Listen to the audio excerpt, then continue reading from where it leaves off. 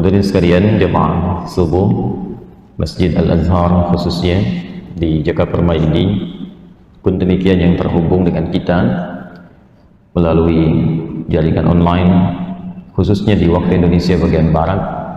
Semoga kita semua senantiasa berada dalam naungan rahmat, ridha dan taufik Allah Subhanahu wa ta'ala. Semoga salat yang telah kita tunaikan dan seluruh amalan yang menyertainya, baik itu zikirnya, doanya, istighfarnya, diterima dan diridhai oleh Allah Subhanahu wa ta'ala. Hal yang penting kita garis bawahi dari ayat yang dibacakan oleh imam kita tadi di surah ke-26 surah Asy-Syu'ara dan berakhir di ayat ke-191 memberikan pesan dan kesan penting kepada kita bahwa peningkatan status dalam kehidupan dunia itu hakikatnya adalah ujian dari Allah Subhanahu wa ta'ala, baik itu kekuatan, kekayaan, peningkatan kedudukan, semuanya ujian dari Allah agar semua itu bisa kita kreasikan untuk meningkatkan ibadah dan syukur kita kepada Allah Subhanahu wa ta'ala. Karena kunci hidup itu secara umum hanya ada dua, secara umum. Kalau bukan syukur, itu sabar. Jadi ujian itu dua itu saja pokoknya. Apakah pandai-pandai kita melihat apa yang Allah titipkan kepada kita, meminta kita untuk meningkatkan syukur, ataukah ujian yang Allah titipkan kepada kita mendorong kita untuk meningkatkan sabar. Nanti detailnya akan dirinci dalam Al-Quran, dan cara menjalani itu semua ditunjukkan oleh Nabi SAW dalam bimbingan beliau kepada sahabatnya yang kelak dijadikan kurikulum sampai kepada kita. Bagaimana menyikapi peningkatan harta, bagaimana menyikapi promosi jabatan dan kedudukan, bagaimana saat diuji dengan penyakit, saat kehilangan sebagian dari harta benda, saat kehilangan sebagian peluang dari pekerjaan, saat terjadi persoalan dalam kehidupan rumah tangga, dan seterusnya. Nah, mendekat nanti ke akhir-akhir masa berkehidupan, akumulasi akan terjadi dari ujian-ujian yang pernah dialami umat-umat masa lalu. Sehingga kebanyakan ulama mengingatkan di masa-masa itu, yang penting kita menjaga diri dari perbuatan maksiat. Dulu, di zaman-zaman yang pernah dilalui bahkan sebelum era Nabi Muhammad SAW, misal di eranya Nabi Lut alaihissalam, itu homoseksual hanya sebatas pada laki-laki. Itu pun mendapat kecaman tinggi dan akumulasi siksa hukuman dari Allah Subhanahu wa ta'ala kepada umat yang menantang azab. Jadi diberikan hidayah, bukan hanya tidak mengikuti, tapi menantang azab. Dan umat-umat itu memang sudah tidak berharap kehidupan akhirat karena merasakan keabadiannya dari dunia dengan sifat-sifat dan sikap yang melampaui batas. Maka diabadikan kisah itu untuk menjadi pelajaran pada umat selanjutnya, jangan bersikap demikian karena akan merusak tatanan kehidupan sosial dan merusak nilai-nilai kemanusiaan yang telah Allah tetapkan. Nah, di akhir-akhir nanti menjelang ke masa-masa akhir yang kita tidak tahu kapan gitu ujungnya, tapi maksiatnya akan tinggi sehingga menuntut kita itu nanti nahi mungkar itu ada masanya lebih tinggi nilainya dibandingkan amar ma'ruf. Yang kadang manusia tidak banyak menyadari bahwa mencari pahala itu bukan hanya amar ma'ruf. Salat, baca Al-Quran, puasa itu amar ma'ruf. Tapi menghindar dari maksiat pun ada pahalanya, itu nahi mungkar. Anda mau lihat kajian di YouTube yang muncul iklan misalnya kurang bagus, lalu Anda palingkan pandangannya, itu nahi mungkar. Saat dipalingkan itu ada pahalanya. Ada pahalanya itu. Ya, karena kita mengikuti perintah Allah yang meminta kita memalingkan diri dari maksiat. Qul lil mu'minina yaghuddu min absarihim. Quran surah ke-24 ayat 30. Katakan Muhammad SAW pada setiap insan beriman, nah kita itu memalingkan karena iman. Karena ada iman, iman itu diikuti. Yaghuddu min absarihim, ghaddul basar. Palingkan, ikuti bisikan iman itu untuk memalingkan dari yang tak pantas untuk dilihat. Ketika dipalingkan itu ada pahalanya. Lisan juga begitu. Ya, nanti ada masanya lisan ini teruji dengan banyaknya persoalan-persoalan yang memancing lisan untuk berkata-kata kotor atau yang tak pantas. Akan ada masa-masa orang akan banyak saling mencela, saling bergibah, Ketika mampu menahan diri dari itu ada pahalanya. Ada pahalanya. Dan sekarang masanya sudah terakumulasi. Bukan hanya langsung, tak ada orang pun bisa bergibah. Ya. Tak ada masalah, bisa ikut-ikutan bermasalah. Yang punya status orang lain yang ribut, komunitas yang lain. Ya ayyuhalladzina amanu la yaskhar qaumin qaum. Quran surah ke-49 ayat 11. Hei orang-orang yang telah merasa punya iman, jangan saling mencela. Ketika Anda menghindari celaan itu, ya, itu ada pahalanya. La yaghtab ba'dukum ba'dha. Jangan gibah, jangan bikin hoax. Ketika menghindari semua itu ada pahalanya. Nah, nanti ada akumulasi. Kalau dulu yang homo laki-laki, nanti ada masa-masa perempuan jadi ikutan lesbi. Dan nanti lebih dahsyat lagi. Zaman dulu nggak ada orang merubah identitas dirinya, laki-laki tetap laki-laki. Akan ada masanya laki-laki ingin merubah menjadi perempuan. Perempuan ingin merubah jadi laki-laki. Nah, itu sudah akumulasi itu. Ya. Dulu Firaun, Fir'aunnya. Fir'aunnya, ya. Itu saat akan mengeksekusi, walaupun hobi bunuh orang, itu ditunggu dulu. Lahir dulu, apakah laki-laki atau perempuan. Kalau perempuan boleh hidup. Laki-laki eksekusi langsung. Wa idh najjaynakum min ali fir'auna yasumunakum su'al 'adzab yudzabbihuna abna'akum wa yastahyuna nisa'akum. Quran surah kedua ayat 49. Nah, akan ada masa ada orang yang nggak peduli mau laki-laki mau perempuan, pokoknya gugurkan. Tuh kalau sudah di masa-masa itu tiba, artinya akan banyak akumulasi maksiat yang muncul sehingga nahi mungkar itu bisa naik status yang punya potensi besar untuk mendatangkan pahala. Jaga diri dalam kebaikan.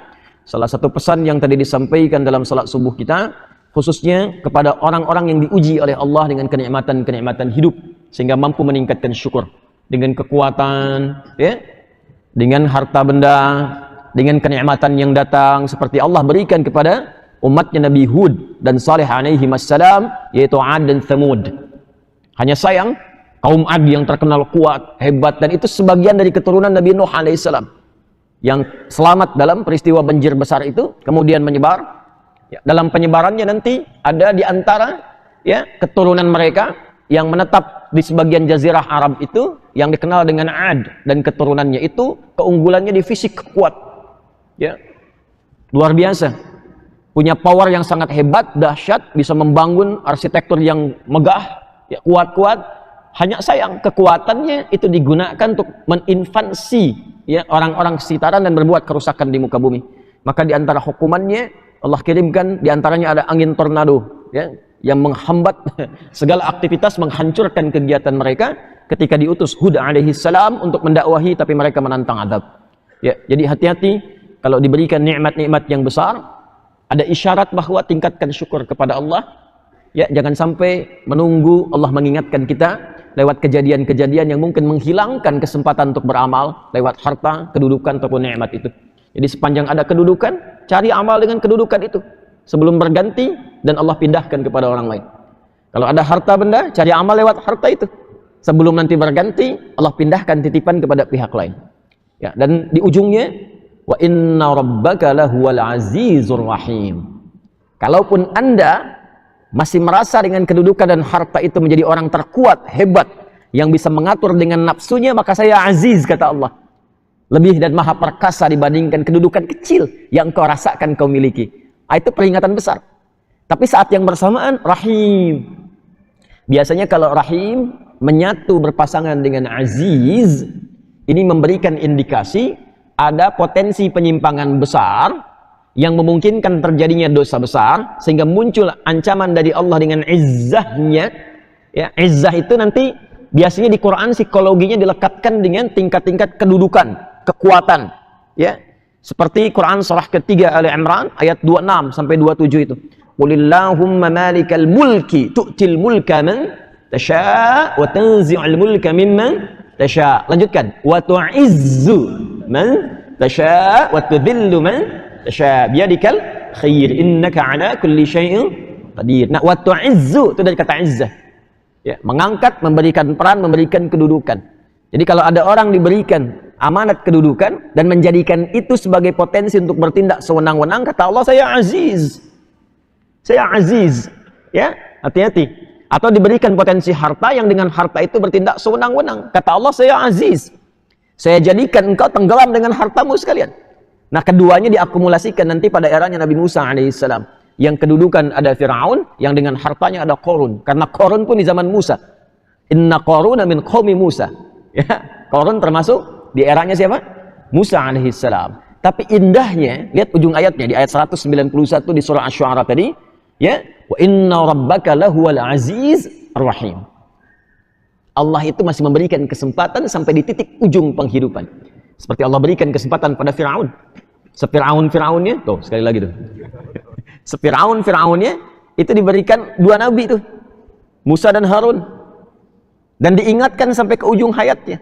Dan diminta mengingatkan dengan lembut. Oh, ya, jadi kalau ada orang-orang yang menyimpang, awas hati-hati. Kalaupun Allah titipkan kepada kita kemampuan mengingatkan, ingatkan dengan lembut, dan tugas Anda bukan untuk mencela orang, tapi merubah perbuatan. Jadi jangan jadikan penyimpangan orang lain sebagai bahan untuk mencelanya atau menghabisi kehormatannya, bukan, salah itu. Ya, niatkan untuk memperbaiki yang salah itu sehingga menjadi soleh, dan niatkan lillah. Itu Fir'aunnya 3 kali itu. Ya. Di surah Thaha ayat 43 sampai 44 Allah firmankan dan perintah sifatnya kepada Musa dan Harun, idhaba ila fir'auna innahu tagha faqula lahu qawlan layyina la'allahu yatadhakkaru aw yakhsha. Musa, Harun, dakwahi, ingatkan Fir'aun, dia telah menyimpang dari kekuasaan. Coba lihat, Allah tidak pernah menyebutkan nama aslinya, tapi yang disematkan di situ gelarnya. Gelar Raja Mesir pada waktu itu Farao, bahasa Arabnya Fir'aun, menunjuk pada gelar yang melekat pada kuasanya. Jadi yang disebut itu gelar kedudukannya, bukan orangnya, bukan namanya. Karena risalah Quran itu turun, maaf, bukan untuk merendahkan kehormatan seseorang, atau mohon maaf juga mengecilkan nama seseorang, bukan, tapi merubah keadaan seseorang menjadi lebih baik. Nah, ada potensi kedudukan itu berpotensi menjadikan seorang yang mendapatkan amanahnya bisa menyimpang. Penyimpangan itu yang diluruskan, bukan untuk menurunkan kedudukannya. Di Nabi Musa dan Harun itu diutus oleh Allah bukan untuk menurunkan Fir'aun dari tahta, bukan, tapi membimbing Fir'aun supaya benar menggunakan kedudukannya. Maka apa yang disampaikan Al-Quran? Faqula lahu qawlan layyina. Ya, maka ingatkan ia dengan kelembutan, dengan halus. La'allahu yatadzakkaru aw yakhsha. Mungkin dengan sikap lembut itu mulai merasakan perubahan, mulai merasakan ketakutan terhadap Allah, sehingga dengan khasyah itu ia merubah diri menjadi lebih baik dan menggunakan kedudukan kepada aspek maslahat yang lebih tinggi. Itulah indahnya Al-Quran. Nah, biasanya dalam rumus tafsir, kalau ada peristiwa tidak disebutkan orangnya, kapan kejadiannya, ini memberikan kesan bahwa peristiwa dimaksud akan terjadi lagi di masa lampau dengan cara-cara yang serupa atau bahkan berbeda, tapi substansinya bisa sama. Jadi hati-hati kalau dititipkan kedudukan, di kedudukan itu ada ujian, tapi ada potensi juga untuk penyimpangan.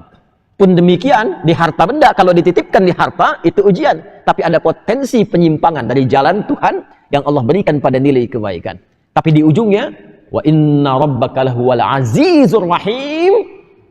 Allah tunggu sekalipun ada seseorang yang pernah berbuat keliru, sampai titik yang paling rendah, kata Allah, ana rahim. Sebelum nyawamu sampai di kerongkongan, selalu terbuka kesempatan untuk berubah lebih baik. Karena kata rahim itu mencakup kata rahmat, dan rahmat ini tingkat tertinggi dalam pemberian ampunan dari Allah yang hanya diberikan pada orang yang sudah berlumur dosa tak terkira. Itu ada di Quran surah Az-Zumar surah 39 di ayat yang ke-53. Qul ya ibadiyalladzina asrafu ala anfusihim la taqnatu min rahmatillah. La taqnatu min rahmatillah. Innallaha yaghfirud dzunuba jami'a. Ya, katakan Muhammad sallallahu alaihi wasallam pada hambaku yang telah israf. Israf itu sudah berlebihan. Ikut prasmanan di pernikahan nambahnya sampai 7 kali. Israf tuh. Ya. Terus dikerjakan. Jadi ada israf berbuat dosa, kalau orang lain pernah berdosa A, dia belum kerjakan, rasanya gatal tangannya tuh.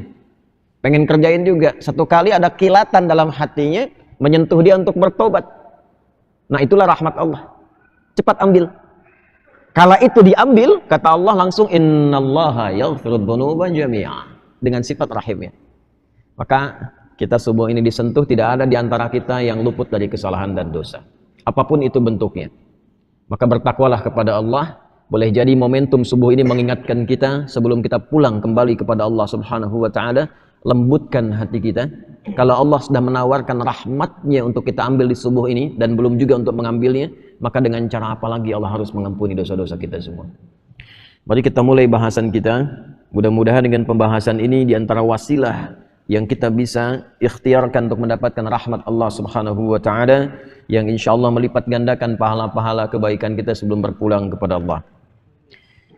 Masih dalam kajian kitab Adabul Alim wal Muta'allim karya Hadratus Syekh Al-Imam Muhammad Hashim bin Asy'ari rahimahullahu taala, dan kita doakan setidaknya doa-doa ini adalah nilai-nilai kebaikan yang kita harapkan barakah dari itu semua, ada kemudahan dan pemahaman yang kita dapatkan. Semoga Allah Subhanahu wa taala menambahkan cahaya di alam kubur beliau dan melipat gandakan kemuliaan beliau di sisi Allah Subhanahu wa taala, dan menjadikan apa yang akan kita bahas juga termasuk jariah kebaikan untuk beliau dan percikan kemuliaan untuk kita semua insyaallah. Kita masih di dalam pembahasan keutamaan ilmu, penuntut ilmu dan pengajar ilmu. Keutamaan ilmu, penuntut ilmu, dan para pengajar ilmu. Sudah kita bahas beberapa hadis terkait mengapa harus mendekat pada pengetahuan, apa pentingnya ilmu. Sampai Al-Imam Asy-Syafi'i pernah mengatakan, man arada dunya fa'alaihi bil ilmi. Kalau ingin sukses dunia, mesti pintar, mesti punya ilmu, belajar. Ya, karena itu pembuka dalam Al-Quran, wahyu pembuka menggunakan kata iqra, baca. Baca itu gerbang pertama pengetahuan. Orang banyak baca, banyak pengetahuan, potensi tinggi mendapatkan peningkatan status kedudukan di dunianya. Makanya coba lihat ya, ukuran materi dunia pun itu ilmu melekat. S1, S2, S3, salary-nya beda kan? Ya, kehormatannya beda kan? Nah, jadi kalau ingin meningkat dunia, kata Imam Asy-Syafi'i, tingkatkan pengetahuan dan belajarnya sampai paham. Jangan cuma datang, duduk paling belakang, nggak nanya, ya, terus ujian minjem catatan teman sehari sebelumnya. Ya, sampai paham, sampai mengerti, sehingga jadi pakar di bidangnya, jangan tanggung. Ya, fikih sekalian, kata Quran fikih sekalian. Quran surah 9 ayat 122. Insan beriman tuh kalau belajar, ya, dia pastikan apa yang dia pelajari paham, tidak keluar dari ruangan sampai dia mengerti apa yang dipelajari. Liyatafaqahu fid din. Kemudian, waman aradal akhirah fa'alaihi bil ilmi. Kalau menginginkan sukses akhirat pun, kata Imam Asy-Syafi'i, itu modalnya ilmu juga. Ilmu juga. Ya, bagaimana bisa salat kalau nggak ada ilmunya? Ya, bagaimana bisa zakat dengan benar kalau nggak tahu ilmunya? Kepada siapa dikeluarkan? Kalau nggak tahu ilmunya, nggak paham cara menunaikan salat, nggak tahu bilangannya, besok-besok nanti subuh 4 rakaat. Ya, kalau nggak tahu tentang ilmu akidah dengan benar, didoktrin orang, tiba-tiba tembak orang, bom orang, bunuh orang dengan cara yang tidak benar, alih-alih pengen ke surga, masuknya neraka jahanam, nggak keluar-keluar. Hati-hati. Wa may yaqtul mu'minan muta'ammida fajazaohu jahannam wa ghadiballahu 'alaihi khalidan fiha wa ghadiballahu 'alaihi wa la'anahu wa 'adda lahu 'adzaban 'azima. Siapa yang sengaja merencanakan pembunuhan dan korbannya ada satu orang beriman saja, satu saja, maka ancamannya, tuh ancamannya, pidana itu ancamannya, ya, neraka jahanam, kekal di dalamnya, nggak keluar-keluar. Allah murka kepadanya, Allah melaknatnya, dan dijanjikan sudah masuk jahanam, siksanya berlipat, kata Allah. Jahanam saja sudah nggak kebayang, dan siksanya berlipat. Tuh, tergambar ya tuh, ya, tergambar ya tuh. Surah An-Nisa itu, ya, ayat 93 itu sampai dengan 94. Itu merencanakan pembunuhan sengaja. Dan saya lihat sekarang itu kayaknya tidak meresap kepada jiwa-jiwa insan yang mengaku beriman. Hampir tiap hari kelihatan tuh, terdengar, terbaca peristiwa-peristiwa yang sampai saking mudahnya menghilangkan nyawa padahal ancamannya tinggi. Ya. Bagaimana kalau bukan beriman? Faka'annama qatalan nasa jami'a. Hati-hati. Satu manusia pun itu di sisi Allah kalau sengaja itu terjadi, itu dosanya seakan membunuh semua manusia. Tinggi. Ya. Karena itu biasanya kalau ada satu pasal dalam undang-undang bahkan di kita itu yang ancamannya tinggi, berarti perbuatannya berbahaya. Ya. Coba lihat narkoba, kan? terorisme, dan macam-macam yang lainnya, ancaman pidananya tinggi kan? Hukuman mati atau bahkan seumur hidup. Intinya ingin menunjukkan ada perbuatan yang sangat berbahaya, jangan dilakukan. Ya, nah itu sebetulnya sudah fitrah kehidupan. Al-Quran membawa fitrah yang sama, kenapa disoal? Ya, jadi ketika ada hukum misal semacam, kata Allah disampaikan, ini ya, daripada orang mencuri, potong tangannya. Kalau orang mau bunuh, pikir dulu, dikisos nanti dibunuh lagi, ancamannya hukuman mati. Pembunuhan, ya, ancamannya hukuman mati. Dikisos tuh hukuman mati ancamannya. Ya, untuk pembunuhan. Kenapa mesti disoal? Kan sama saja dengan logika berpikir dalam konteks hukum manusia. Ya, yang ditetapkan ini menunjukkan bahwa ada perbuatan yang sangat berbahaya, jangan dilakukan. Karena itu spirit Quran yang mengatakan, walakum fil qisasi hayatun ya ulil albab. Kalau Anda berpikir, bukan masalah menghukumnya, tapi di balik itu ada penjagaan terhadap maslahat kehidupan yang kalau diancam dengan ancaman yang tinggi cenderung memotong orang untuk berbuat yang salah. Jelas ya? Nah, itu ilmu. Karena itu saking tingginya ilmu, hal pertama yang diberikan kepada Adam alaihissalam sebelum turun ke bumi itu bukan harta, bukan kedudukan, tapi ilmu. Quran surah kedua ayat 31. Wa'allama Adamal asma'a kullaha. Dan Allah mengajarkan kepada Adam semua jenis potensi pengetahuan, semua jenis pengetahuan yang menjadikan ia mudah menjalani kehidupan di bumi. Semua diajarkan ilmu. Ya. Nah, karena itu semua para nabi, rasul, karena bertugas membimbing umatnya di setiap eranya, dan Rasulullah SAW ditugaskan membimbing umat dan risalahnya berlangsung abadi walaupun beliau wafat sampai akhir kehidupan, maka fitrah semua nabi mendapatkan ajaran langsung dari Allah. Diajarkan langsung. Nah, kita yang bukan nabi, yang bukan rasul, diminta belajar kurikulum nabawi itu yang membimbing kita lewat ilmu-ilmu itu untuk mudah menjalani kehidupan. Orang yang belajar dari ilmu itu disebut dengan muta'allim namanya. Jelas ya? Siapa namanya? Muta'allim. Jadi ketika kita belajar dari ilmu itu disebutnya muta'allim. Kurikulumnya sudah ada. Sumber pertamanya Quran, wahyu tingkat tertinggi. Orang bikin buku cari-cari begini, nulis belum tentu benar. Ini langsung dari Allah nih kurikulum hidup. Detailnya nanti di mana? Di penjelasan Nabi, di hadis. Hadis ini disampaikan lewat lisan, dipraktekkan lewat perilaku, dicontohkan lewat sikap, lewat sifat. Nanti diabadikan dalam perilaku. Ketika jadi perilaku disebut dengan sunnah. Disusun jadi kurikulum oleh para ulama hadis kita. Jadilah kitab. Kitab itu kurikulum hidup. Di cara ngaji itu begini. Cara ngaji itu, lihat peta kurikulumnya secara tematik tuh. Disusun. Ya, yang sering sekali saya sampaikan. Ada yang pokok, ada yang furu'. Yang pokok tuh kayak kita toharah. Apapun Anda profesinya. Mau pejabat, mau diplomat, birokrat. Mau rakyat biasa, mau guru, pengajar, teknokrat, arsitek. Tetap wudhu kan, ya, tetap sholat kan, ya kan, puasa juga kan. Nah itu yang pokok namanya. Nanti disusun babnya apa saja. Bab menjaga iman, kitabul iman. Ada ayatnya, ada hadisnya. Apalagi misalnya bab taharah, ya, bab tentang sholat. Disusun babnya, ada ayatnya, ada hadisnya. Nah nanti yang sifatnya furu', cabang pilihan kehidupan, tuh milih sesuai passion, bakatnya masing-masing. Yang mau bisnis, nanti ada bimbingan bisnis disebut dengan kitabul buyu'. Yang di pemerintahan nanti ada kitabul imarah. Yang di ilmu ada kitabul ilmi. Semua ini sudah dihimpun oleh para ulama hadis kita. Dimudahkan kepada kita bentuknya kurikulum. Yang paling viral misalnya Sahih Al-Bukhari, Al-Jami' As-Sahih Al-Musnad Al-Mukhtasar min umuri Rasulullah sallallahu alaihi wasallam wa sunanihi wa ayyamihi. 97 kurikulum hidup, 97 bab. Topik, ya, dibuka satu-satu. Ini topiknya, ini hadisnya, ini topiknya, ini ayatnya, ini hadisnya. Tinggal kita buka profesi kita apa, pelajari yang pokok, pelajari yang furu'. Kalau pengen lompat ke masalah ibadah saja, cari kitab sunan. Makanya Sunan Abu Daud, ya, Sunan Ibnu Majah, Sunan At-Tirmidzi misalnya, ya, Sunan Abu Daud susunannya kitab sunan itu dari masalah fikih, kitab hadis yang disusun berdasarkan urutan fikih. Dimulai dengan kitabut taharah nanti, kitabus shalah, kitabus siyam, kitabus zakah. Jadi kalau Anda ingin belajar tentang bab salat dengan benar, cari kitab sunan. Kalau pengen teladani orangnya, bagaimana seperti Abu Bakar As-Siddiq, Bagaimana seperti Sayyidah Aisyah, bagaimana seperti Ibnu Abbas radhiyallahu taala anhuma, pengen tahu hadis-hadisnya berapa banyak yang dikumpulkan, cari kitab Musnad. Ya, seperti Musnad Imam Ahmad.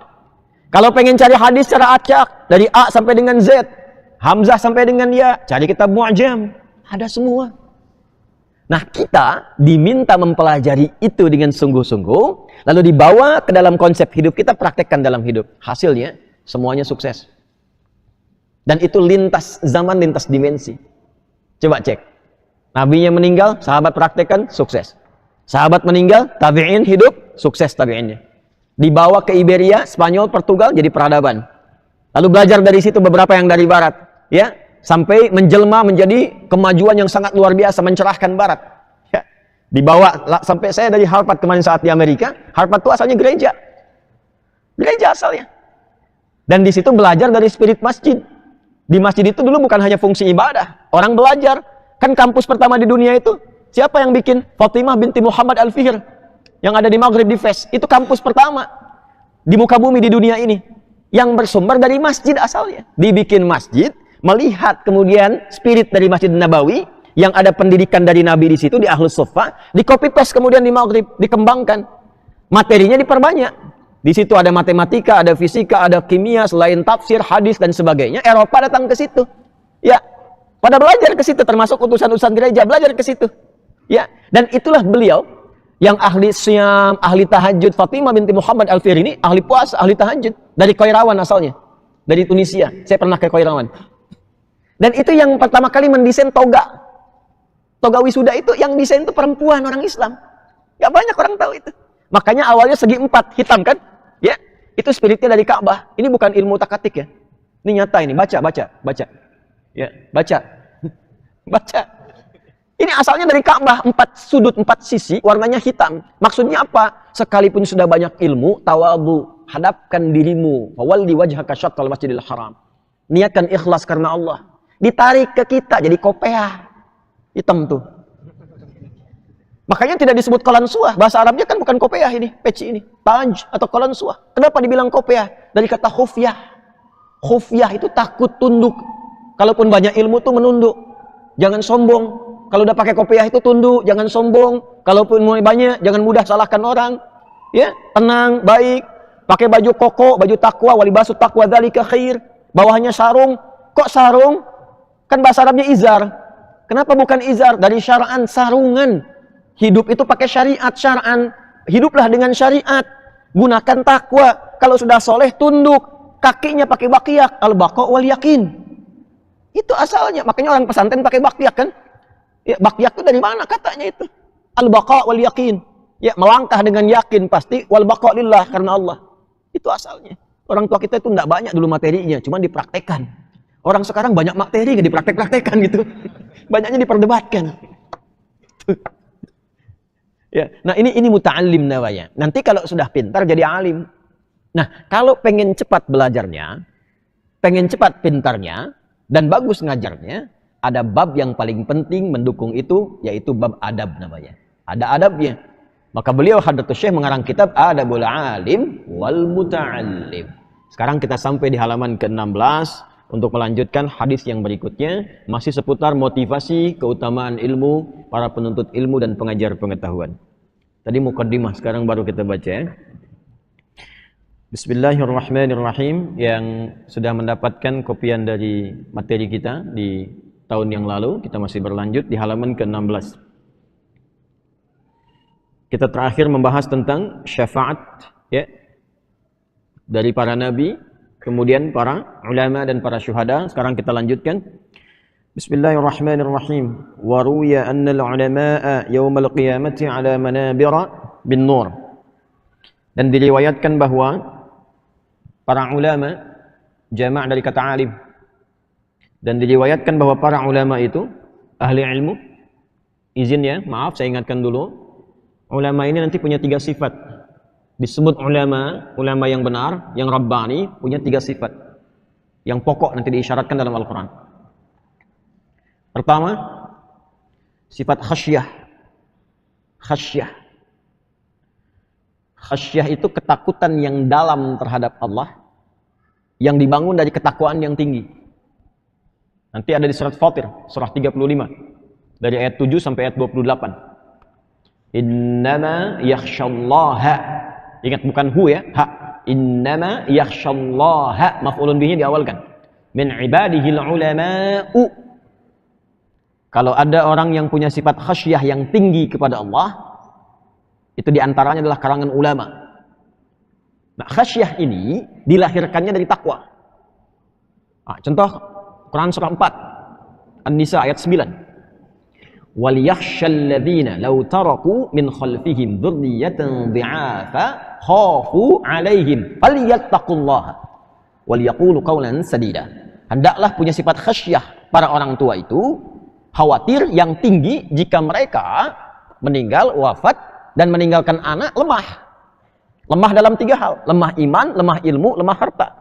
Hendaklah dipersiapkan sebagai ketakwaan kepada Allah. Nah, khasyah ini bagian dari takwa. Apa wujudnya nanti? Takwa itu dan turunannya disebutkan 240 kali dalam Al-Quran. Nanti dibagi-bagi. Ada bab rumah tangga, ada bagian dari takwa.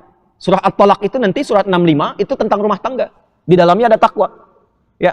Jadi kalau takwa semakin ditingkatkan, masalah rumah tangga semakin dimudahkan. Ayat 2 nanti sampai ayat 3-nya tuh, di ujung ayat kedua. Wa may yattaqillaha yaj'al lahu makhraja wa yarzuqhu min haitsu la yahtasib. Itu awalnya masalah rumah tangga. Siapa yang nggak punya masalah di rumah tangga? Ini kelihatannya senyum-senyum, cool-cool, ya. Karena bacanya ayat-ayat surat-surat cool tadi waktu tahajud, ya. Belum tentu nggak punya masalah. Mungkin saat kesini, ya ada yang cemberutan sama istrinya, ya ada yang belum sapa-sapaan sama anaknya, mungkin terjadi. Nah, hal-hal itu yang mungkin terjadi di rumah tangga akan diringankan oleh Allah sebelum kejadian, sehingga seakan-akan nggak ada masalah. Wasilahnya apa? Takwa. Takwa itu wasilah dari semua persoalan. Jadi kalau sedang punya masalah, atau tak ada persoalan pun, tingkatkan takwa, nanti apa yang akan kita alami dari ujian kehidupan, diringankan oleh Allah, sehingga seakan-akan tak ada masalah. Yang besar dikecilkan, sehingga hatinya lapang menerima apapun. Ya, itu wasilah takwa nanti untuk tawassul. Takwa itu tawassul paling tinggi yang disebutkan di Quran. Surah kelima, Al-Maidah ayat 35. Ya ayyuhalladzina amanu taqullaha wabtaghu ilaihil wasilah. Hai orang-orang beriman, tingkatkan takwamu kepada Allah dan carilah wasilah untuk menyelesaikan persoalan atau mencapai harapanmu dengan takwa itu. Nah, nanti babnya banyak. Ya. Nah, di antara bab yang terkait dengan ulama ini, sifat khasyahnya didapatkan dari takwa. Takwanya bentuknya ibadah. Takwa pertama yang disebutkan di Quran. Quran surah kedua Al-Baqarah, di ayat kedua sampai dengan ayat kelima itu. Dzalikal kitabu la raiba fi hudal lil muttaqin. Siapa muttaqin di sana? Alladzina yu'minuna bil ghaibi wa yuqimunas shalah wa mimma razaqnahum yunfiqun. Walladzina yu'minuna bima unzila ilaika wa ma unzila min qablik wa bil akhirati hum yuqinun. Baru ulaika ala hudam min rabbihim wa ulaika humul muflihun. Maaf sekali, di situ dikatakan terus meningkatkan iman. Bukan amanu, tapi yu'minun. Yu'minun itu terus. Pakai ya. Kalau ada alif, hamzah, nun, ya, tak. Disingkat anita. Di depan setiap kata kerja, itu kalau gampangnya bahasa Inggrisnya present, continuous, and future. Sekarang, terus, sampai kapanpun. Jadi sifat ulama itu, khasyahnya tinggi terhadap Allah. Karena apa? Dia terus meningkatkan imannya. Lewat apa? Ibadahnya.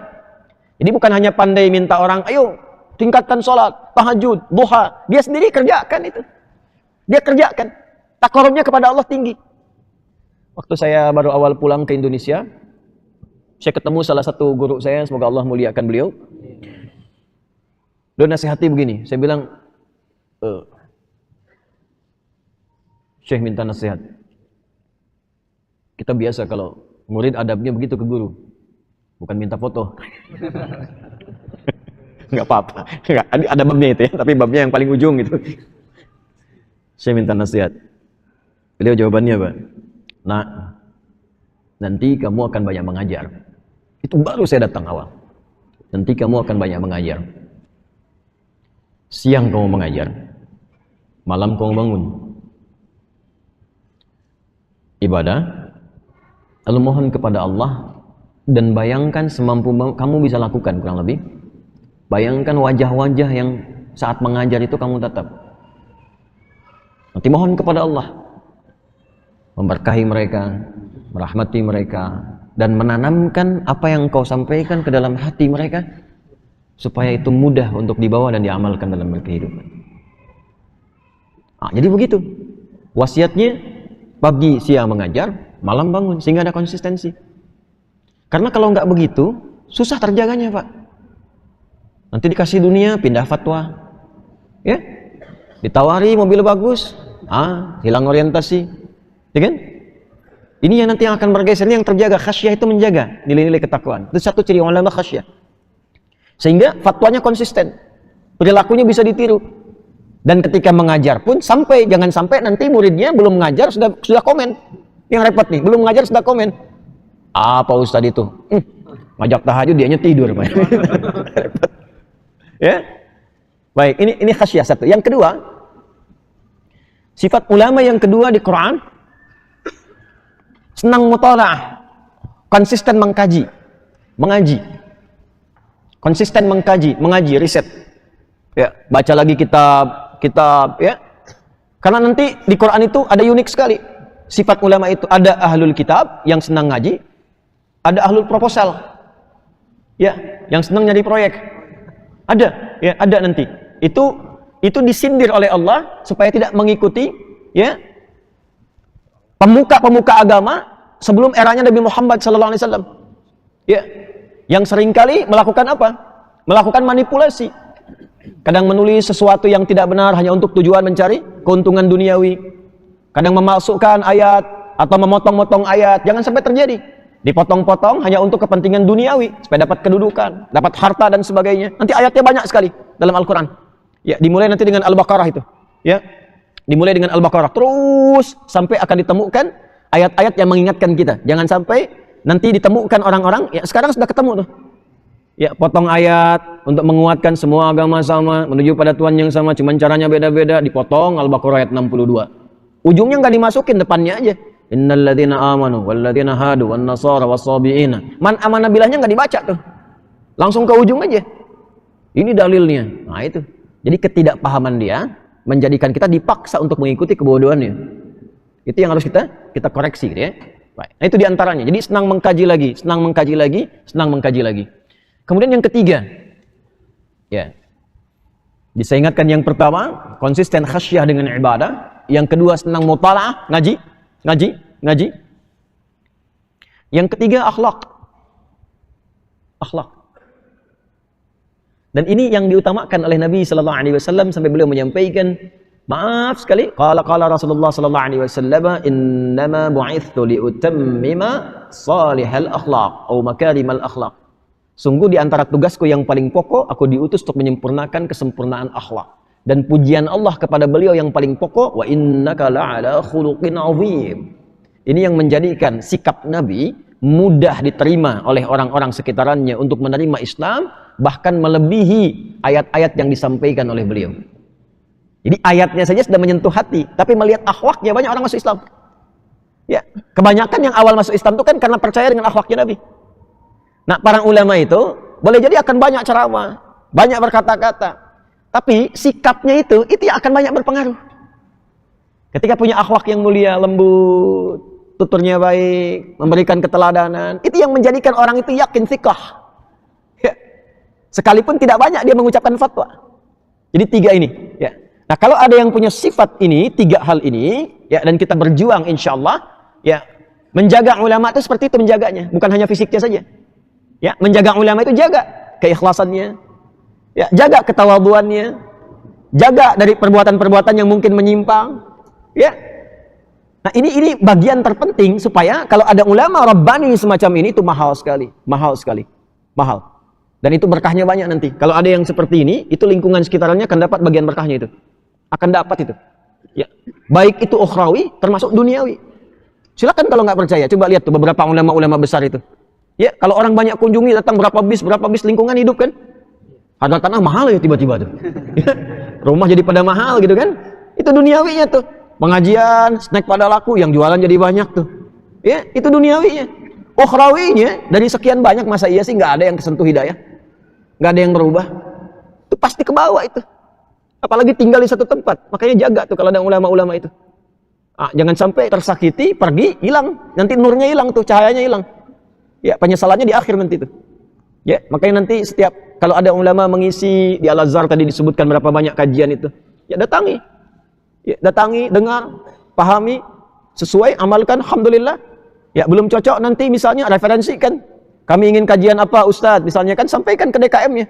Ya, supaya nanti saling mengisi, lalu kompak. Di sini ada Al-Ihsan, sini ada As-Salam. Kalau bisa sinergi. Jangan sampai ustadznya sama, ngajar materi yang sama di tempat masjid yang beda, tapi jamaahnya itu aja. Gantian, nanti tahu nih, oh akidahnya di sini, nanti di sana fikihnya, di sana sirahnya. Sehingga saling mengisi. Walaupun jamaahnya sama, alhamdulillah belajarnya bisa beda. Nah, ulama tuh. Kalau ditemukan yang seperti itu, ya kata Syekh Hashim di sini waruwiya dan diriwayatkan. Ya, tapi tidak dirinci di sini karena biasanya kalau nggak dirinci, biasanya bil makna.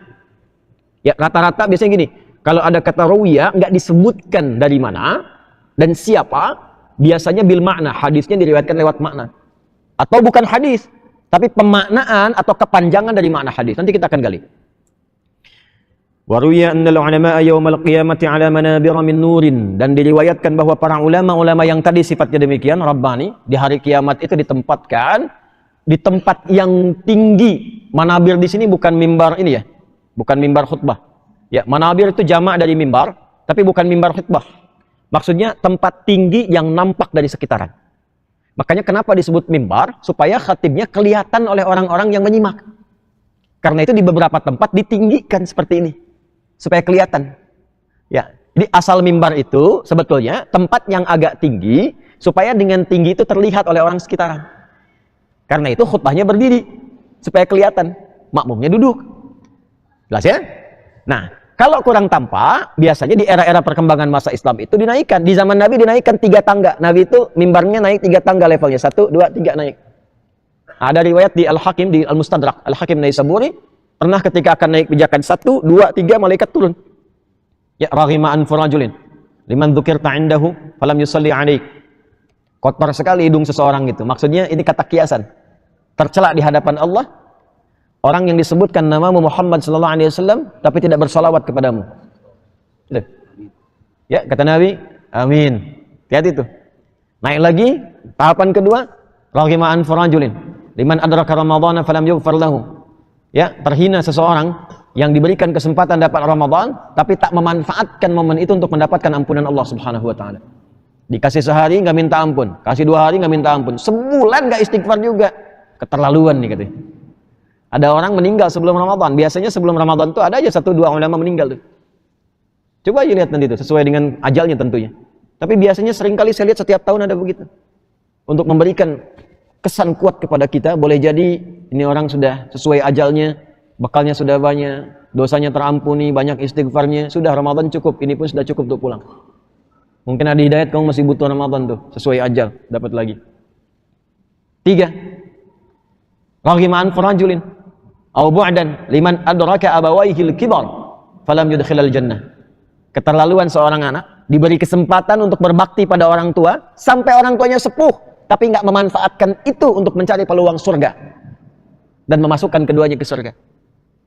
Jadi kalau ada orang mendapatkan orang tuanya sampai sepuh, itu berpikirnya secara hadis, psikologinya, kata hadis, itu kesempatan mengumpulkan amalan tinggi, mendapat surga. Karena itu tingkatnya itu tingkat tertinggi setelah bakti kepada Allah. Wa qadha rabbuka alla ta'budu illa iyyahu wa bil walidaini ihsana. Quran surah 17 ayat 23 itu. Di setelah ibadah kepada Allah, yang tertinggi itu apa? Birrul walidain. Jadi kalau ada orang tua masih bersama kita, semakin sepuh, jangan dilihat sepuhnya, dilihat tuh peluang surganya di situ. Makanya Ibnu Abbas ketika diminta fatwa oleh seorang yang banyak berbuat maksiat, ya, apa yang harus saya lakukan? Maksiat saya banyak, birrul walidain. Kata Ibnu Abbas, saya tidak melihat bagi kamu sekarang yang paling besar peluangnya mendapat ampunan Allah kecuali birrul walidain. Dan birrul walidain itu, maaf Pak ya, bapak yang masih sibuk kerja, yang tantangannya banyak, kadang-kadang gesekannya tinggi, ya, ada yang ingin menyungkurkan, menyingkirkan, itu wasilah berbakti kepada ayah dan ibu, khususnya ibu, itu bisa meringankan jalan kemudahan dalam pekerjaan dunia.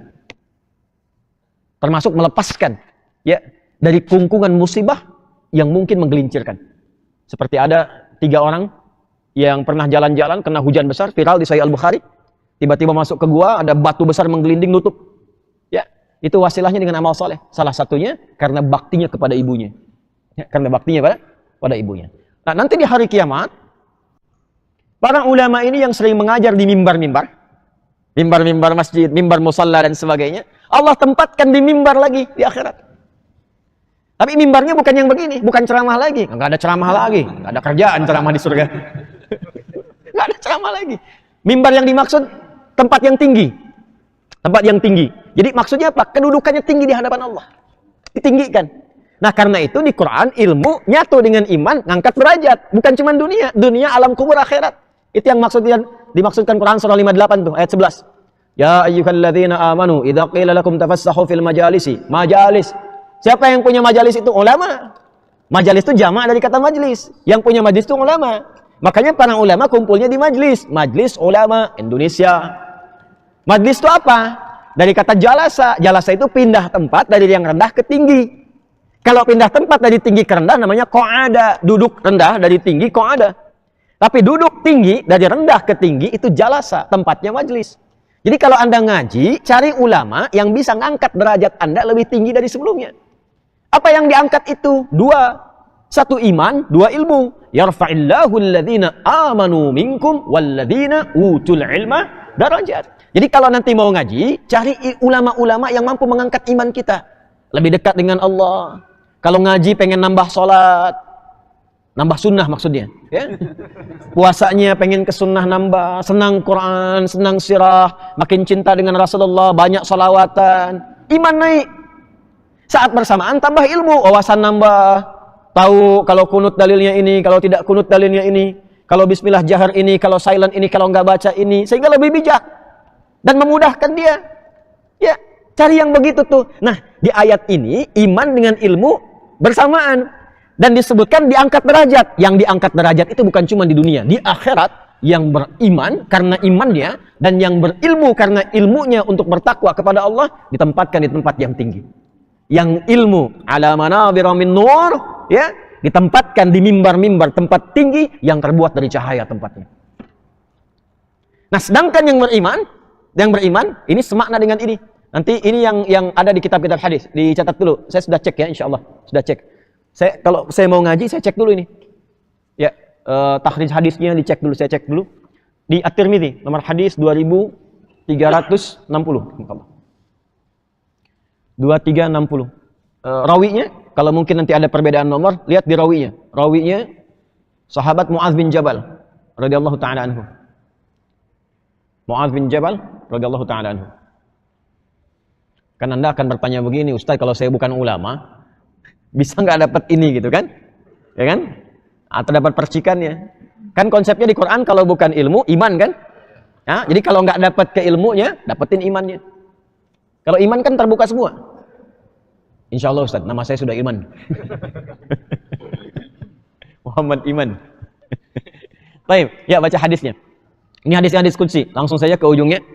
Haddatsana qala Rasulullah sallallahu alaihi wasallam qala Allah azza wa jalla. Qala Allah azza wa jalla. Hadisnya qudsi. Al-mutahabbuna fi 'izzati ala manabira min nurin yawmal qiyamati yaghbituhumun nabiyyuna wasyuhada'u. Rawahu Tirmidzi. Al-mutahabbuna fi 'izzati, orang-orang yang saling mencintai, orang-orang yang saling mencintai untuk meningkatkan iman mereka kepadaku dengan menaatiku. Jadi ada orang yang di dunianya itu saling mencintai karena Allah. Ya. Saling mencintai karena Allah. Ada yang lingkar mahram dekat, seperti suami istri saling mencintai karena Allah. Ibu bapa menyayangi anak tuh cintanya karena Allah. Anak menyayangi orang tuanya cintanya karena Allah. Ada yang di luar lingkar mahram, berteman dengan tetangga mencintai karena Allah. Punya sahabat saling mencintai karena Allah. Ya. Nanti di hari kiamat oleh Allah diberikan perlakuan istimewa. Pertama saat hisab. Saat hisab. Ini di hadis Muslim. Sab'atun yadhilluhumullahu fi dhillin yauma la dhilla illa dhilluh. 7 golongan yang akan diberikan naungan saat hisab sehingga tidak lelah menjalani hisab. Banyak orang sudah lelah, sudah capek, sudah pengen dihisab. Yang penting hisab lah, nggak peduli mau kemana gitu. Karena lelahnya luar biasa. Minta syafaat sana sini. Di hadis syafaat yang pernah saya sampaikan pertemuan lalu itu. Tapi ada golongan 7 nyantai aja, nyantai. Ya, di antara mereka rajulani tahabba fillah ijtama'a alaihi waftaraqa alaihi. Ada 2 orang yang saling menyayangi karena Allah. Ya, 2 aja udah dapat itu, apalagi banyak. Itu caranya. Ya, cara memahami demikian. Dia bertemu pun karena Allah, berpisah pun karena Allah. Billah. Nah, itu saat hisab. Nanti saat dihisab itu langsung Allah panggil itu. Allah tahu, menunjukkan kepada kita kasihnya maksudnya. Itu supaya enggak lelah, supaya enggak capek, dipanggil dengan Allahu Akbar. Kalau Anda dalam pertemuan disebut namanya oleh presiden, rasanya bagaimana? Bangga. Disebut oleh pemimpin dunia yang paling Anda kagumi. Ini disebut namanya langsung oleh Allah. Ainal mutahabbani fi izzati. Al-yawma adhilluhum yauma la dhilla illa dhilli. Di hadis Muslim begitu. Mana itu yang saling mencintai karena izzahku itu, untuk menaatiku, meningkatkan imannya kepadaku.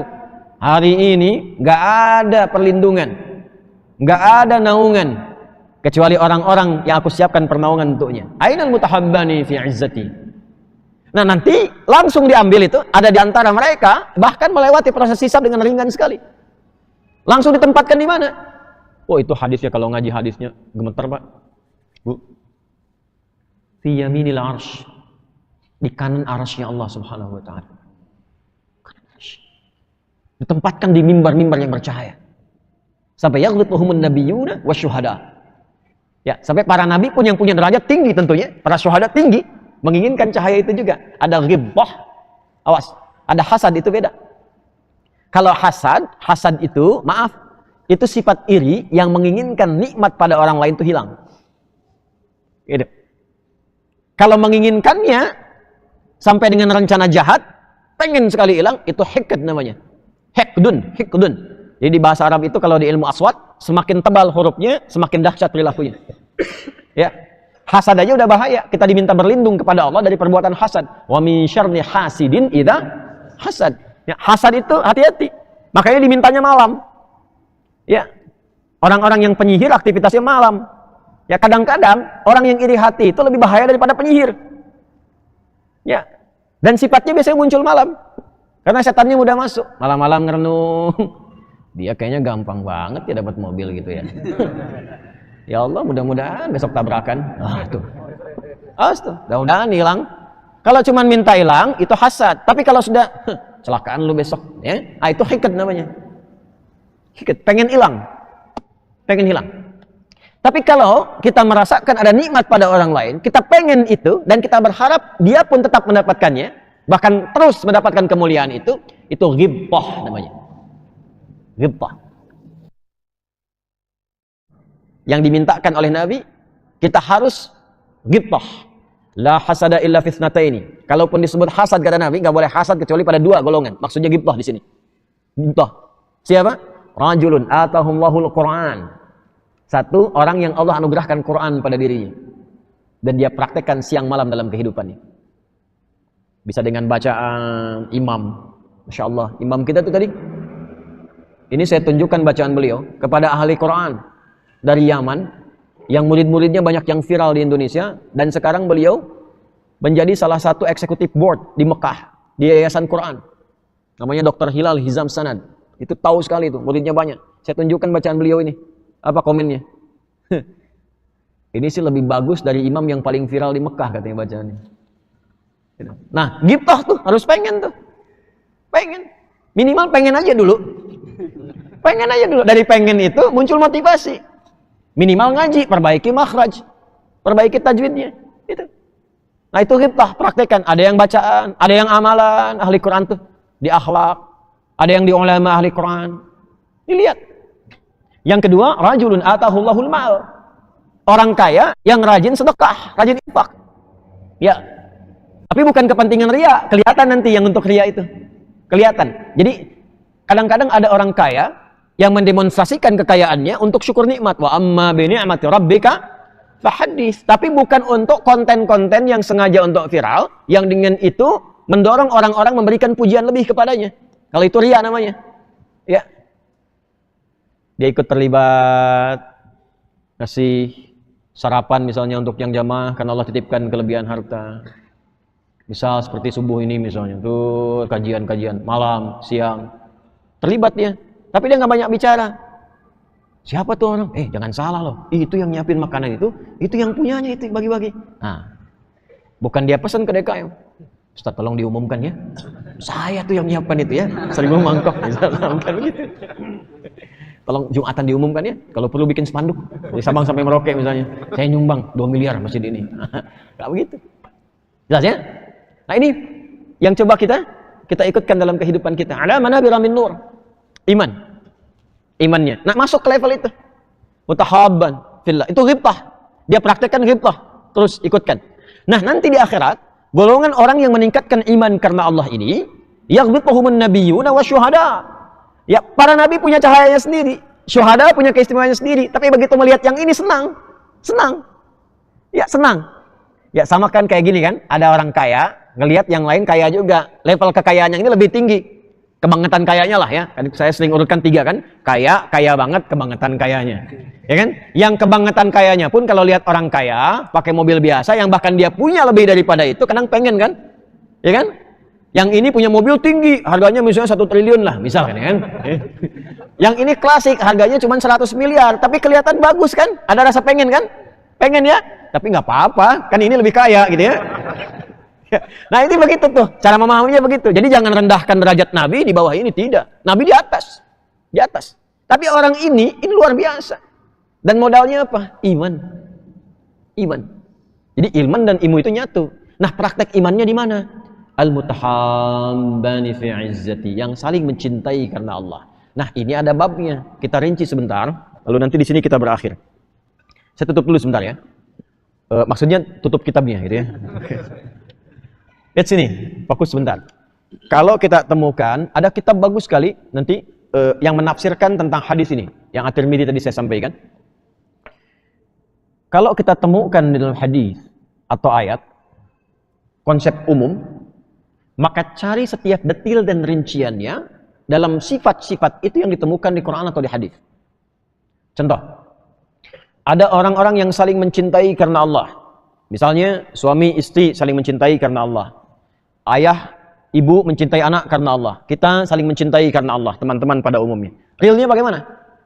Maka keluarkan ayat-ayat yang di ayat itu ada sifat-sifat pekerjaan yang Allah cintai.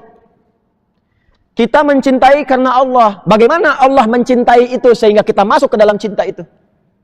Paham nggak? Saya ulang. Kata Allah, al-mutahabbani fi izzati, yang saling mencintai karena ketaatan kepadaku, keimanannya kepadaku. Nah, ketaatan yang bagaimana yang dicintai Allah, sehingga kita dengan itu masuk pada ketaatan itu untuk dicintai oleh Allah. Jadi, mempraktikkan sifat saling mencintai karena Allah, wujudnya adalah mengerjakan amalan yang dicintai Allah. Itu maksudnya. Maka cari kalimat di Quran yang menunjukkan Allah cinta ini, Allah cinta itu, Allah cinta ini, Allah cinta itu. Itu yang dibawa dalam perilaku kita. Langsung aja supaya mudah dipraktikkan. Quran surah kedua Al-Baqarah. Misal di ayat 222, 222. Innallaha yuhibbut tawwabina wa yuhibbul mutatahhirin. Sungguh Allah sangat mencintai orang yang gemar bertaubat. Tawwabin itu terus bertobat. Banyak istighfar. Dan menjaga diri dari berbagai hal yang kotor, baik kotoran fisik ataupun kotoran kolbu dari dosa. Prakteknya bagaimana? Suami dengan istri. Praktekkan di sini. Ajak sama-sama bareng-bareng istighfar. Baik itu habis sholat, ba'da tahajud, waktu sahar, menjelang fajar itu ada sahar singkat 15 menitan lah kurang lebih sampai 20 menit. Jadi kalau sekarang 4.23 sekitar jam 4, jam 4.10 ya. Saya kasih amalan yang ada di Quran ya. Ijazahnya di Quran surah ke-51 tuh. ayat 18. Wabil ashari hum yastaghfirun. Ada orang yang habis tahajud menjelang subuh banyak istighfar. Astaghfirullahaladzim, astaghfirullahaladzim, astaghfirullahaladzim. Quran surah 51 Ad-Dariyat ayat 18. Ya, astaghfirullahaladzim, astaghfirullahaladzim, astaghfirullahaladzim. Alladzi la ilaha illa huwal hayyul qayyum wa atubu ilaih. Nah, itu jamak, itu bentuknya hum. Enak sama istri, sama keluarga. Jaga, saling memaafkan. Kan taubat itu kembali pada jalan yang baik. Jaga, kalau istri hijabnya kurang bagus, perbaiki. Suami mau berangkat, titipkan Pak, hati-hati dengan yang haram ya. Jangan diikuti kalau ada ajakan yang kurang bagus. Nah, saling menjaga yang dilakukan karena Allah ini masuk al-mutahabbani fillah. Jaga. Anak-anak misalnya, Bu, Pak, sekolahkan di mana tuh? Dijaga dari sekolah-sekolah yang mampu mendatangkan maksiat kepada anak. Maksiat paling besar itu nggak kenal Allah. Apa Anda kerja tinggi-tinggi, uang banyak, anak disekolahkan, tapi investasinya nggak ada untuk akhirat, buat apa? Bapak tinggi-tinggi, uang banyak, tapi anak nggak ada yang kenal Allah. Apa manfaat harta itu? Cari tempat yang mengenalkan dia dengan Allah. Salatnya bagus, baca Qurannya bagus. Sehingga dari manfaat itu, jangankan di akhirat, Anda pun kalau pulang duluan, yang nyolatkannya anak duluan. Yang mandikannya anak Anda. Pernah nggak diajarin tuh? Hati-hati. Saya di Amerika kemarin, psikologi rata-rata orang sana, karena mungkin kan imannya kosong kan, harus diisi dulu. Itu kebanggaan terbesarnya ketika orang tuanya sudah sepuh bisa dimasukkan ke panti jompo, bukan dirawat. Ya. Hati-hati tuh. Saya dengar cerita dari salah satu ustadz, cerita pada saya. Itu begitu orang tuanya sakit, sembuh, datang bawa bunga anaknya. Ya. Selamat mah katanya, sudah sembuh, ini aku bawa bunga. Ya. Aku sudah menyiapkan perawatan terbaik sepulang dari sini supaya mama terjaga nanti. Udah aku siapkan nih panti jomponya. Bayangin nggak? Anda yang mengandung, Anda yang melahirkan, merawat-rawat, Anda yang cari harta sampai tumbuh dewasa, tiba-tiba setelah Anda merasakan sepuh, yang seharusnya ada perawat yang paling dekat dengan Anda, tiba-tiba Anda ditempatkan di tempat lain yang bahkan jauh dari anak yang pernah Anda kandung. Apa investasi apa itu seperti itu? Apa yang Anda dapatkan dari situ? Rubah cara berpikirnya. Supaya ada maslahat yang didapatkan dari situ. Kembali kepada kita dan mulia saat di akhirat. Itu poin yang pertama. Al-mutahabbani fillah, cari tawabin, istighfar. Nah, nanti manfaat istighfar menjelang subuh itu, nanti pahalanya itu bisa serupa dengan orang yang rajin sedekah, diberikan kesabaran, kekuatan. Itu ada di Quran surah ketiga Ali Imran. Di ayat 17 itu. As-sabirina was-sadiqina wal-qanitina wal-munfiqina wal-mustaghfirina bil ashar. As-sabirina was-sadiqina wal-qanitina wal-munfiqina wal-mustaghfirina bil ashar. Sama dengan orang infak, sama dengan orang sabar, sama dengan orang yang khusyuk salatnya. Ya. Itu pahalanya tuh. Apalagi misalnya wallahu yuhibbul muhsinin. Allah senang orang-orang yang ihsan. Apa itu ihsan? An ta'budallaha ka'annaka tarahu fa in lam takun tarahu fa innahu yarak. Menjadikan kegiatanmu sebagai ibadah. Makan merasa diawasi oleh Allah. Ya, bekerja di tempat yang mendekatkan diri kepada Allah, saling menjaga karena Allah. Anda berteman bersahabat, dipraktekkan ihsan ini. Akhi, ayo siap-siap 5 menit lagi kita sholat. Akhi, hati-hati ya. Kayaknya ini tawaran-tawarannya nggak bagus nih, jangan sampai terjebak pada yang seperti itu. Ya. Nah itu, jaga saling begitu. Itu mutahabbani fillah, itu tempatnya tinggi. Nggak ngajar di masjid tuh, nggak ngajar di majelis ilmu. Dia saling mencintai, menjaga diri itu. Di akhiratnya dipanggil oleh Allah. Bahkan nanti di hadis syafaat itu salah satunya, ketika salah satu masuk duluan ke surga, dia minta, ya Allah, saya nggak lihat si fulan kawanku. Itu syafaat yang salah satu yang Allah berikan. Karena saling cintanya, karena izzahnya Allah, Hadis qudsi. Apalagi? Ya. Wallahu yuhibbul mutawakkilin. Allah senang orang tawakal. Tawakal itu orang yang beraktivitas, mementingkan ikhtiar dan menyerahkan hasil pada Allah. Yang penting saya sudah ikhtiar, terserah Allah hasilnya bagaimana. Gitu. Jadi orang yang seperti itu nggak capek, Pak. Kerja berikhtiar, sholatnya dijaga, lakukan karena Allah. Terserah Allah mau kasih rezeki berapa. Itu nggak capek hidupnya tuh. Dan itu secara psikologi menghilangkan kekecewaan. Udah kita yang ikut tender, udah siap-siap, diambil orang. Hei, belum tentu di situ mungkin ada hal yang kurang bagus untukmu. Allah akan alihkan ke tempat lain dengan proyek yang lebih baik. Itulah tawakal. Apa lagi? Wallahu yuhibbus sabirin. Allah senang orang sabar. Apa lagi? Innallaha yuhibbul muqsitin. Wallahu yuhibbul muttaqin. Banyak tuh. Jadi saling menjaga, dengan keluarga, dengan teman, dengan kerabat, meningkatkan takwa, meningkatkan sabar, meningkatkan ihsan. Itu kalau bisa dilakukan di hari kiamatnya, dipanggil, ditempatkan di mimbar tertinggi, dibuat dari cahaya. Terakhir, saya tutup, sebaliknya. Cari juga amal-amalan untuk dijauhi yang tidak Allah cintai. Jadi kalau yang tadi yuhib, yang ini la yuhib. Wallahu la yuhibbul zalimin. Allah nggak senang orang zalim. Zalim itu menempatkan sesuatu bukan pada tempatnya. Harta alih-alih disyukuri untuk foya-foya. Jangan mengajak teman atau terbawa pada suasana untuk seperti itu. Ada teman yang seperti itu aja pada kebaikan. Ya, ria, pamer. Lagi, innallaha la yuhibbu man kana khawanan athima. Allah nggak suka orang yang berkhianat dan saat yang bersamaan juga memperbanyak dosa. Jadi kalau diajak ke perbuatan dosa, jangan ikut, Pak. Bapak sudah mulai naik promosi, jabatan, kantornya naik, olahraganya sudah beda. Yang mungkin di olahraga itu ada maksiatnya, golfnya bagus. Tapi perempuan yang mengiringinya nggak bagus untuk dilihat. Hati-hati. Ya. Nah, itu dijaga. Jadi yuhib dimasukkan, la yuhib dimasukkan, tempatkan konsisten sampai dengan meninggal. Itu pahalanya tinggi. Akan membersamai dengan para ulama, ditempatkan di mana? Ala manabira min nur. Jadi kalau ulama dibuatkan mimbar yang tinggi karena dia banyak di mimbar, berdakwah mengajak orang dekat pada Allah. Kalau yang satu lagi dia meningkatkan iman, saling mencintai karena Allah. Semoga kita digolongkan pada golongan-golongan yang disebutkan oleh Nabi sallallahu alaihi wasallam dalam hadisnya ataupun dijelaskan oleh para ulama untuk memperluas tafsiran dari makna-makna tadi sesuai dengan ayat dan hadis yang diisyaratkan. Saya kira satu riwayat ini saja yang kita pelajari di kesempatan subuh kali ini. Insyaallah di pertemuan yang selanjutnya kita akan coba lanjutkan dengan hadis yang lain lagi, ya.